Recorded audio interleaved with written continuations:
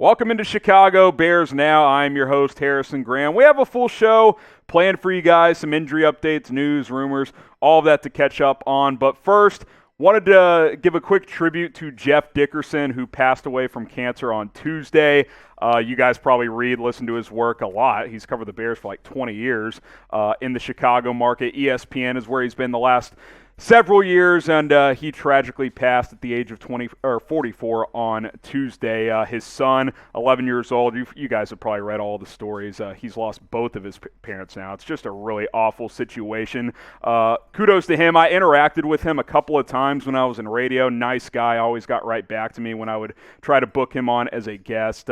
Won't say that I knew him super well, but was very professional and cool with me when I got to interact with him via text and on the phone a couple of times, and you guys have seen the tributes. I thought Matt Nagy gave a great 2 or 3 minute spiel about JD today, so RIP to him, his family, tough times for them the last couple of years. I hope they're doing well, and if you guys want to do your part, I pinned a tweet on my Twitter. You can follow me over there at HGramNFL. Someone started a GoFundMe to help raise money for his son Parker, who obviously is having to deal with adversity that no 11-year-old kid should have to deal with, losing both his parents in the last 2 years. If you feel inclined to donate, that's cool. It's pinned on my Twitter at HGramNFL. It'll be pinned at the top of my page, and you can go donate if you're able to do so. So I wanted to salute JD, rest in peace, prayers and thoughts to the Dickerson family. Okay, let's get into some news around the team now.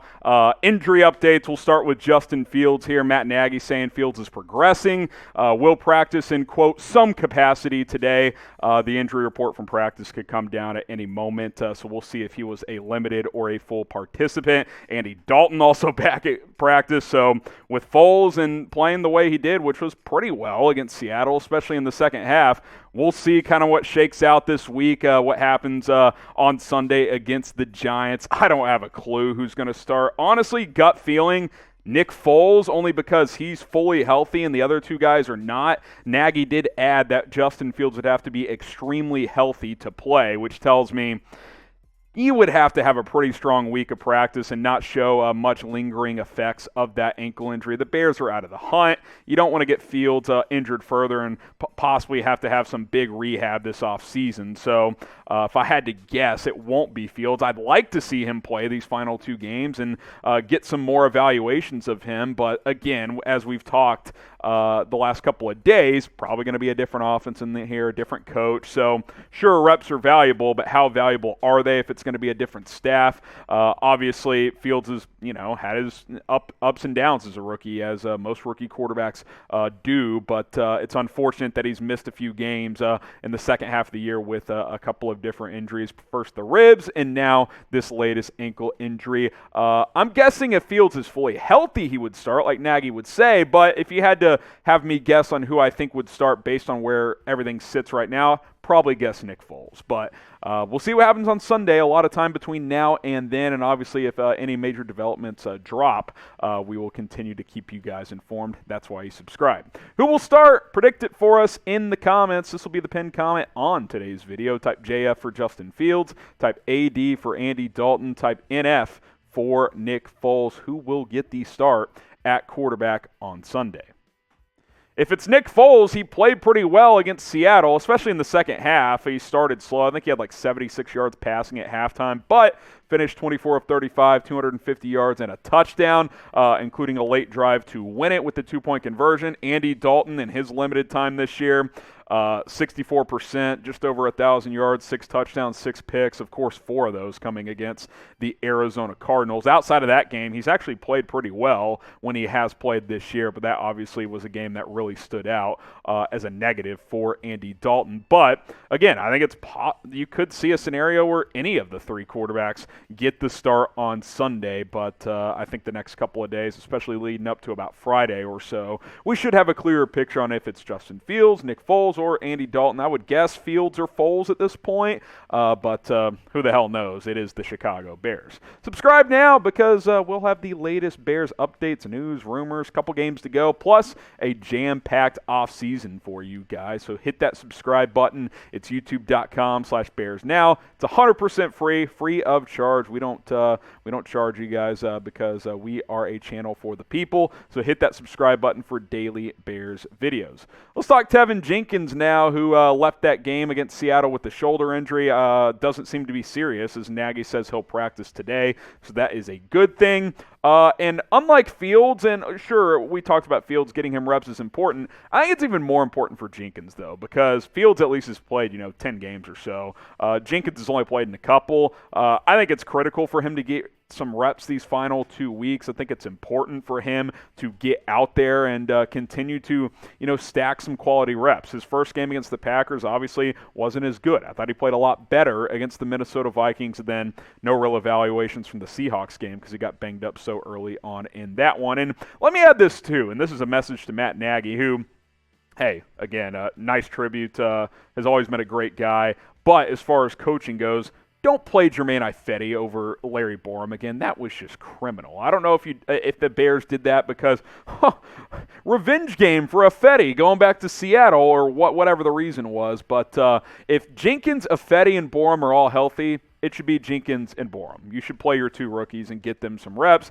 Ifedi's on a one-year deal. He will probably not be back on this team next year. So do the right thing. Play the young guys if they are healthy. Do you trust the O-line moving forward beyond this season? Type Y for yes, type in for no. You could type T for to be determined because I think it's somewhat up in the air.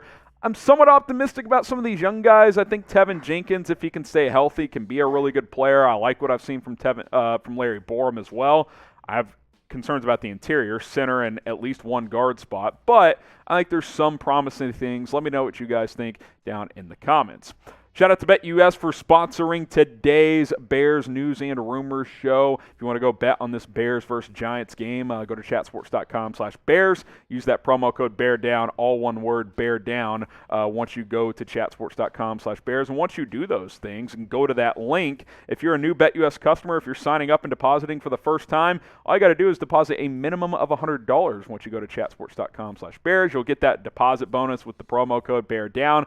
Then just place a bet on any game for any amount and email us, jersey@chatsports.com. We're extending our jersey giveaway deal through the end of the year, the end of 2021. Clock is ticking. Just got a couple of days left. We still got a handful of these Justin Fields Navy jerseys left. So get going with BetUS. Use our link, chatsports.com/Bears, and then email us, jersey@chatsports.com. We will hook you guys up. All right. Is it going to be a Mike Glennon revenge game? Who the hell knows? Joe Judge says Glennon and Jake Fromm will play in this game. We'll see who starts. I would guess it's going to be Glennon because Fromm got benched last week in his only start. Mike Glennon's been terrible for the Giants. Producer Marshall Green producing this show today. He runs our Giants channel at Chat Sports. He'll tell you Mike Glennon stinks. I'll tell you this: you can't lose to Mike Glennon. You just can't do it. Like, I'm not losing to Mike Glennon if I'm the Bears. Okay, like that would just be an absolute disaster for Chicago if Mike Glennon came in here and beat you on your own home field. That would be, you know what that would be? That would be the icing on the cake of the Pace Nagy tandem. Like, I mean, that would just be embarrassing. Look at the numbers. I mean, he's just terrible. And never forget, by the way, that Ryan Pace paid this man $45 million and $18 guaranteed. Shout out to Nick Glennon for getting the bag from Ryan Pace. I mean, just unreal how these things play out over time. But, man, you can't be losing to Mike. Look at that neck. Oh, my God. I mean, it barely fits on the graphic. It's unbelievable. Don't lose to Mike Glennon. I know you don't have a ton to play for, but you can't be losing to Mike Glennon.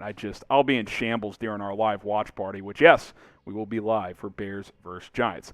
Speaking of which, predict the score. Who's going to win? What's the final score going to be? Bears, Giants, Soldier Field could be the last home game for Matt Nagy. I'd be shocked if it wasn't, since the final game of the year is on the road against Minnesota. Get your score predictions in right now in the comments. I'll take the Bears in an ugly one, 23-16. I don't know who's going to start, but even though the Bears QB situation isn't the most ideal and this offense isn't that good, they're all better than Mike Glennon and Jake Fromm. So I think that bodes well for Chicago. Get David Montgomery the ball, and let's go get win number 6. Reminder, Twitter, @HGramNFL. You can give me a follow. Pinned tweet if you want to go donate to the Parker Dickerson Fund and support that family. That would be very, very cool of you guys. Anyone that can help. Any amount helps. $1, $5. I've seen donations from anywhere to $1 all the way up to $3,000. So a lot of support for Jeff Dickerson and his family after he tragically passed away. So if you want to go do that, @HGramNFL. I'll also have the tweet it down in the comments and in the description as well. Make it easier on you guys. Appreciate you guys for tuning in. We'll see you guys soon here on Chicago Bears Now.